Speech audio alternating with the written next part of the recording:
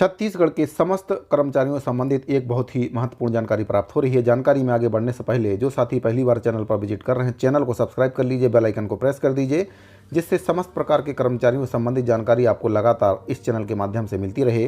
सभी साथियों को नमस्कार। छत्तीसगढ़ कर्मचारी अधिकारी फेडरेशन की 14 सूत्रीय मांगों में से अधिकांश पर पिंगुआ कमेटी ने अपनी रिपोर्ट तैयार कर ली है। अलग अलग संवर्ग की वेतन विसंगति को लेकर तथ्यात्मक रिपोर्ट तैयार की जा रही है। प्रमुख सचिव मनोज पिंगुआ ने फेडरेशन के प्रतिनिधि मंडल को आश्वस्त किया है कि अधिकांश बिंदुओं पर रिपोर्ट तैयार हो चुकी है।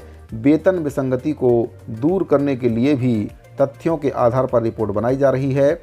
इसीलिए रिपोर्ट बनाने में और रिपोर्ट शासन को सौंपने में देरी हो रही है। उनके द्वारा बताया गया कि वे जल्द ही अपनी रिपोर्ट शासन को सौंप देंगे।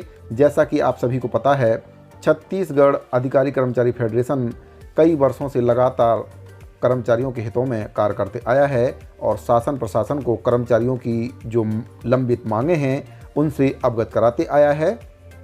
जो वेतन विसंगति की मांग है वह लगभग सभी विभागों में वेतन विसंगति की समस्या बनी हुई है, जिसके लिए छत्तीसगढ़ अधिकारी कर्मचारी फेडरेशन लगातार प्रशासन स्तर पर प्रयास करते आया है। राज्य सरकार के द्वारा कर्मचारियों की मांगों व उनकी समस्याओं के निराकरण के लिए प्रमुख सचिव मनोज पिंगुआ जी की अध्यक्षता में कमेटी का गठन किया गया है। छत्तीसगढ़ कर्मचारी अधिकारी फेडरेशन के प्रांतीय संयोजक कमल वर्मा जी के नेतृत्व में एक प्रतिनिधि मंडल ने प्रमुख सचिव मनोज पिंगुआ जी से भेंट की और उन्हें 14 सूत्रीय मांगों पर शीघ्र ही अपनी रिपोर्ट शासन को सौंपने का आग्रह किया। प्रतिनिधि मंडल ने कहा कि 6 महीने के बाद आचार संहिता लागू हो जाएगी, इसीलिए कर्मचारियों के हित में रिपोर्ट को शीघ्र ही शासन को सौंपा जाना चाहिए, जिससे कि समय रहते जो भी वेतन विसंगति की समस्या है कर्मचारियों की, और भी जो कई प्रकार की समस्या है, अनियमित कर्मचारियों का नियमितीकरण है, वेतन विसंगति है, कई विभागों में पदोन्नति क्रमोन्नति की समस्या है, सभी का समय रहते निराकरण हो सके। फेडरेशन के संयोजक कमल वर्मा जी ने बताया कि कर्मचारियों के हितों में हर संभव कोशिश की जा रही है।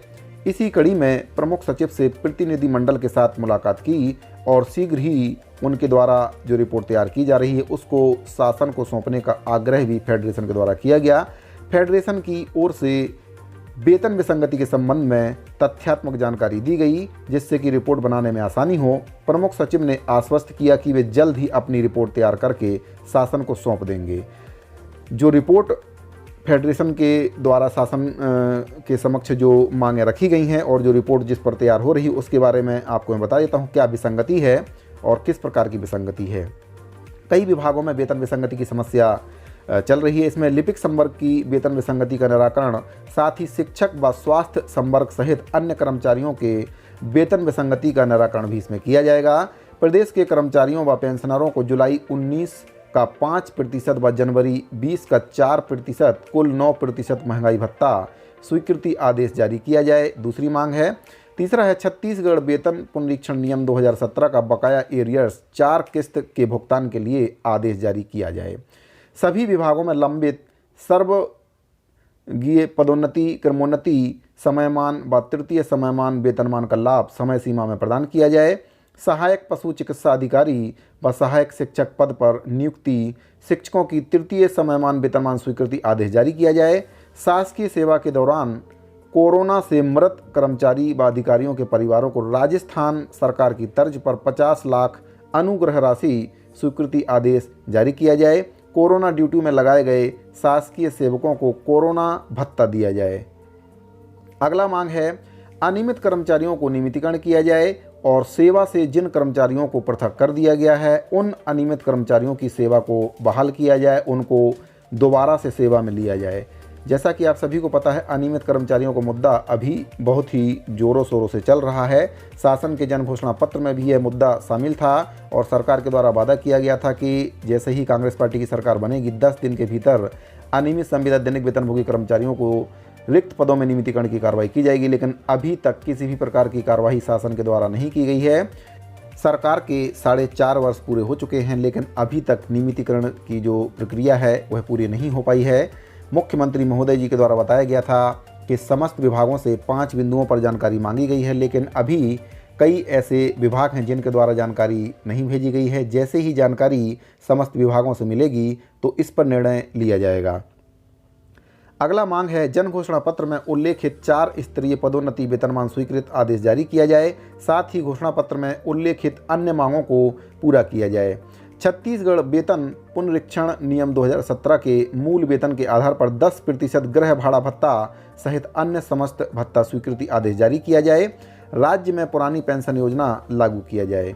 तृतीय श्रेणी के पदों पर 10% के बंधन को मुक्त करने हेतु समय सीमा के भीतर अनुकंपा नियुक्ति के समस्त लंबित प्रकरणों का निराकरण किया जाए। कार्यभारित आकस्मिक सेवा के कर्मचारियों को समान वेतन के रिक्त पदों पर समायोजित करते हुए नियमित कर्मचारियों के समान वेतन भत्ते व पेंशन का लाभ दिया जाए। प्रदेश के पटवारियों को पदोन्नति व लैपटॉप के साथ उनके कार्यालयों में कंप्यूटर की समस्त सुविधा दी जाए। पेंशनरों को त्वरित भुगतान के लिए 20 वर्षों से लंबित राज्य पुनर्गठन अधिनियम की धारा 49 को विलोपित कर पेंशनरी दायित्वों का मध्य प्रदेश एवं छत्तीसगढ़ के बीच तत्काल बंटवारा किया जाए।